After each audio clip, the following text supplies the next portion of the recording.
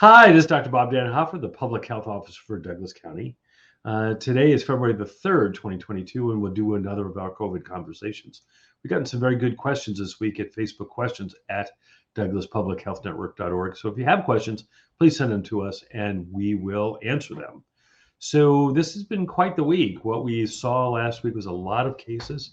This week is a little quieter. So last week we had over 1,000 cases. This week we're a little under 1,000 cases. So we may have hit the peak of this Omicron surge. And that would not be surprising because many of the places that have had this peaked 3 to 5 weeks after their start and then went down. So it started in South Africa. Then we started seeing cases in Europe and then started seeing cases in the eastern United States and then spread to the rest of the United States. So for example, New York, which had some of the early cases right after Thanksgiving, peaked in the last few weeks and is now steadily coming down over the last several weeks. Similarly, other big cities like Washington, D.C. and Cleveland and Chicago have seen a similar pattern. In Oregon, we do have a declining number of cases this week, and so we may be at the peak of this. Now, the problem, unfortunately, is that hospitalizations lag a little bit. So people get sick with this disease, don't get hospitalized on the first day, but frequently get hospitalized a week or two later. So we might still see a few more hospitalizations over the next week. And really sadly, is deaths tend to follow cases by 2 or 3 weeks. And this last week, we reported 9 deaths. We have 3 more today. So this does seem to still be a fairly significant and deadly pandemic. We're having most of our deaths among people who are unvaccinated, and that's unfortunate because vaccines are widely available at the Fowler Street lot every day from 10 a.m. till 5 p.m. You can get a vaccine if you need a primary series or get a booster. They're there and they're doing a very nice job. In addition, there's a unit out in Reedsport that is also doing vaccinations every day from 10 till 5. So let's tell you what else is going on here. So if we look at variants, and we're always worried about new variants that are coming up. So one of the new variants is this BA2. Now, it started right at the same as the BA1 as Omicron. And at least in South Africa, it got outcompeted by the BA1, and people thought this was kind of a dead end. But there are a couple of places in the world, most notably Denmark and Israel, where BA2 has become the dominant variant. And in those places, they've had a longer peak. So Denmark's peak started in the very beginning of December, and now in the first part of February, they're still seeing an increasing number of cases. So this is something we're going to have to look at to see if places that get over the Omicron peak and then get a BA2 peak. We would certainly hope that that is not the case. The other question that came up is about these monoclonal antibodies. And there's certainly been a lot in the news about these monoclonal antibodies and some political dealings on those. So let me tell you what those are. So monoclonal antibodies are antibodies that they found that some people made early on in the beginning of the pandemic. So they looked at the sera of people who had the disease, and they found a bunch of different antibodies that you would make. So most people, when you get the natural infection, would make 50 or so different antibodies against the virus. You don't make just a single antibody, you make all these different antibodies to different parts of the covering of the virus, and those different covering parts are called epitopes. And so most people had multiple antibodies, and they found the antibodies that seemed to work the best. And then what they did is in the lab reproduce those antibodies to give what's called monoclonal antibodies. And those monoclonal antibodies really work very well against Delta. They weren't really available against Alpha, and they really work great against Delta. But the 2 of the 3 kinds, the Regeneron, the Eli Lilly, do not work well against Omicron. And the only one that works okay is sotrovimab. And sotrovimab is in very short supply. So we do have some monoclonal antibodies. The hospital has that, and they're giving it to people at high risk. The other ones are the oral medicines, and there's one called Paxlavid. Paxlavid is an oral antiviral drug that's taken for 5 days. It seems to be really about 80 or 90% effective in preventing hospitalization, and we do have a small supply of it in the county. So if you have COVID and are at high risk, you should talk with your doctor about getting started on Paxlavid. There's another one called Monopyravir, which is also in short supply, but available in small amounts in the county. And that one is also effective, a little less effective than the Paxlavid, but a little easier to take because it does not have as many drug interactions as does the Paxlavid. The other thing, what we're learning about in the vaccines is the vaccines now have been out well over a year, and we've got a chance to look at side effects of people who've gotten the early vaccines. One of the questions was about fertility, and I know there are a lot of people worried about fertility, but a good study at a fertility clinic showed that that the COVID vaccination didn't seem to have any effect on fertility, and that is a good thing. We're also learning a little bit more about the myocarditis that is seen in young people sometimes after they get the mRNA vaccine. The good news is that it does appear to be rare, in all cases less than 1 in 10,000, but really a quite uncommon thing.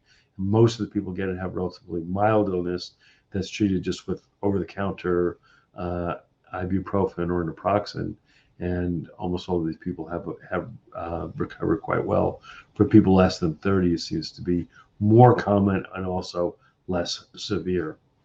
So that is good news and suggests that young people should go ahead and get the vaccine, and that while we do need to pay attention to the worries about myocarditis, it does not seem to be either common or particularly serious. There was a question that came up about deaths in athletes, and people have misinterpreted this. There's one website that took all of the athletes that have died in the last year and assumed that they all died of the COVID vaccine. This is really, really tragic misinformation. Many of those people did not get the vaccine, and there was no correlation between the vaccine and the deaths. We certainly know that in American sports, where most of the people in the NFL and the NBA and the Major League Baseball did get vaccinated, there have been no unusual deaths. And we carefully follow deaths among athletes and among young people because they do occur. So I was in the Navy for a long time, and we knew that in boot camp, there was going to be a certain very small percentage of people that would die every year. And these were people with undetected heart conditions. These were people who had arrhythmias that showed up, or they had other conditions that got there. So we knew that when you went through boot camp and did all the exercising and stress that you do in boot camp, that there were going to be deaths. And one of my jobs that was in the Navy was to do the physicals before these guys got into the Marine Corps to be sure that they would be well. But even with that, even with the careful screening we did there were cases that you couldn't find. But the story is, these deaths that people have seen last year related to COVID vaccine. In fact, I can find not a single case of a death among an athlete that's related to the COVID vaccine. There were a number of deaths of footballers or soccer players in Europe, but these were, again, not related to the vaccine. Young people in sports will occasionally have these heart issues and die. Another question that came up this week is about, will we need another booster? Will we need a fourth booster? And the answer to that is we do not know. We know that with most diseases, you need 2 or 3 doses of vaccine to get your maximal protection. And that's what people are getting now when they get their booster. And some of those diseases, you'll never need a booster again. So for example, if you have a hepatitis B vaccination and get good levels of antibodies from your first 3 shots, you never need to get another one. Certainly with measles, if you've got good antibodies after the second one, you probably never need a booster. But then other diseases, you do need a booster. So flu, you probably do need a booster. With shingles, you probably do need a booster.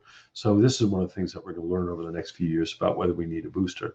But it wouldn't be shocking that you would each fall, as you got your flu shot, you'd also get a COVID shot to protect you against COVID in the incoming year. The next question we had is about, what does this talk about endemic? Are we ever going to get over this?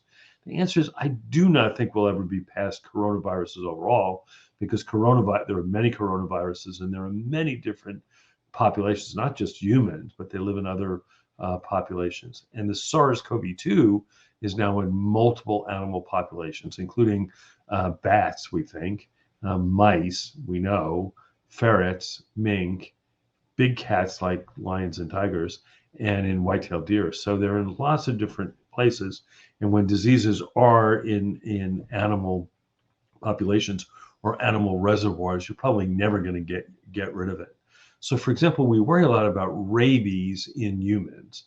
So rabies is a terrible disease, and there's no circulating rabies among humans. where rabies lives, at least in the West Coast, is among the bat populations. And what happens is then occasionally people come in contact with bats and then they can get rabies. They can spread it to other people, but people can spread it to other people, but they almost never do.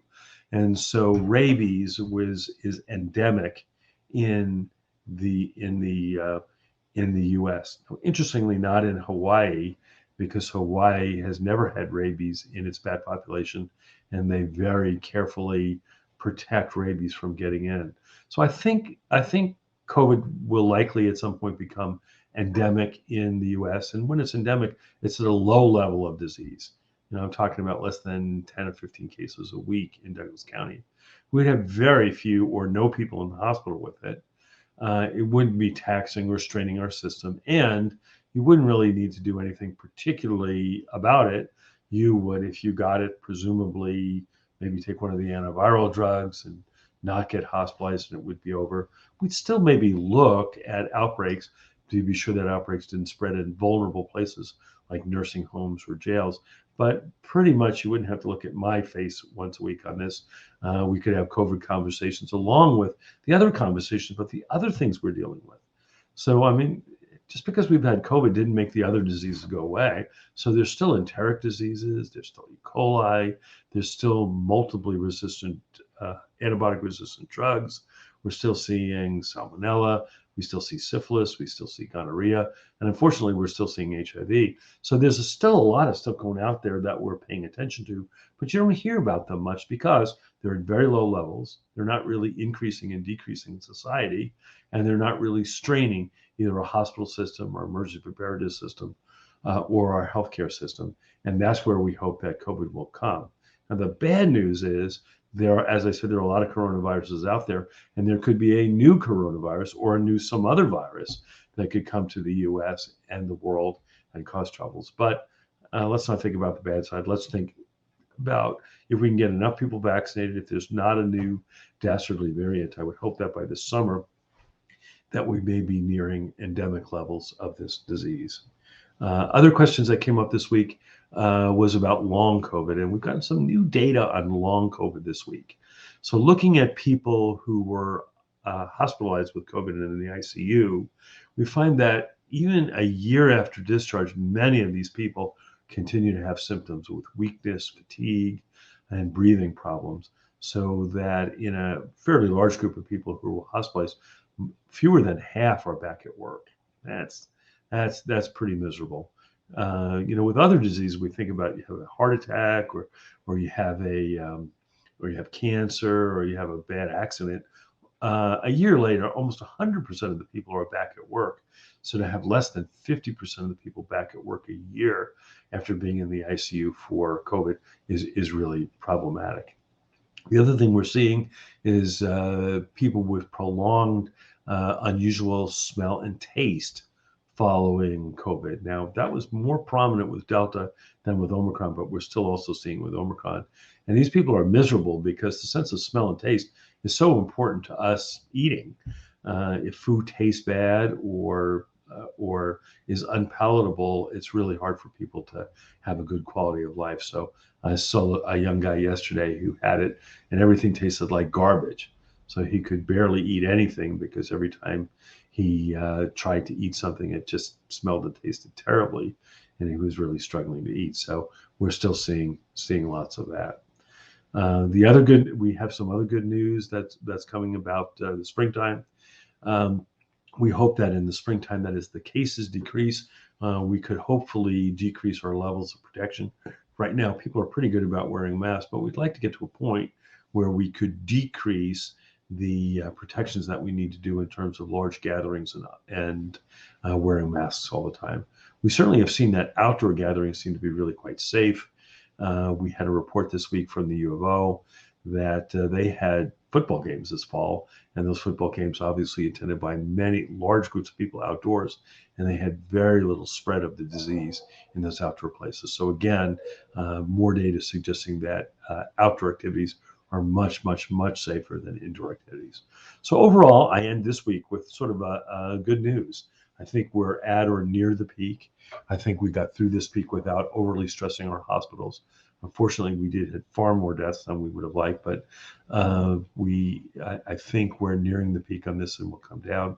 The other good news is it appears that the vaccines really do work, and it's still not too late to get either your vaccine or your booster. The Fowler Street Clinic and the clinic at the Courthouse Annex in Reedsport are open every day from 10 until 5, and I would encourage you to get a vaccine. Again, this is Dr. Bob Dannenhoffer, the Public Health Officer of Douglas County. It's February the 3rd, and we'll do this again next week. Thank you.